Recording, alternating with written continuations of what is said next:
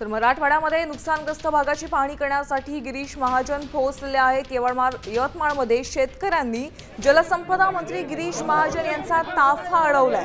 भूम तालुक्यातल्या चिंचपूर ढगे गावात शेतकऱ्यांचे शेकडो जनावरे वाहून गेलेत।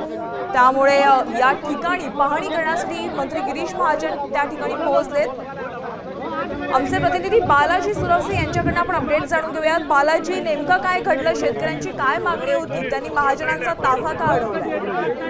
आपण जर पाहिलं तर भूम तालुक्यातील चिंचपूर ढगे हे जे गाव आहे, या गावामध्ये शेतकऱ्यांचं मोठं नुकसान या अतिवृष्टीमुळे झालेलं आहे। त्याचबरोबर अनेक द्राक्षाच्या बागा देखील जमीनदोस्त झाल्या, तर कुठं अनेक जनावरं देखील दगावलेली आहेत। आणि हे पाहणीसाठी आज मंत्री गिरीश महाजन जे आहेत ते शेतकऱ्याच्या बांधावर आलेले होते। त्यांनी शेतकऱ्याशी संवाद देखील साधला। मात्र शेतकऱ्यांची आग्रही मागणी होती की आमच्या शेतामध्ये चला साहेब आमचं प्रचंड नुकसान झालेलं आहे।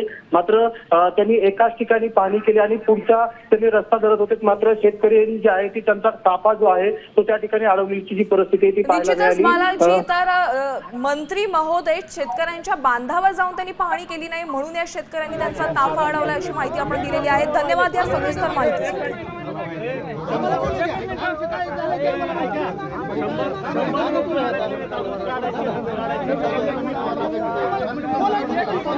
आता isakal.com आहे देशातील नंबर 1 ची मराठी न्यूज वेबसाईट।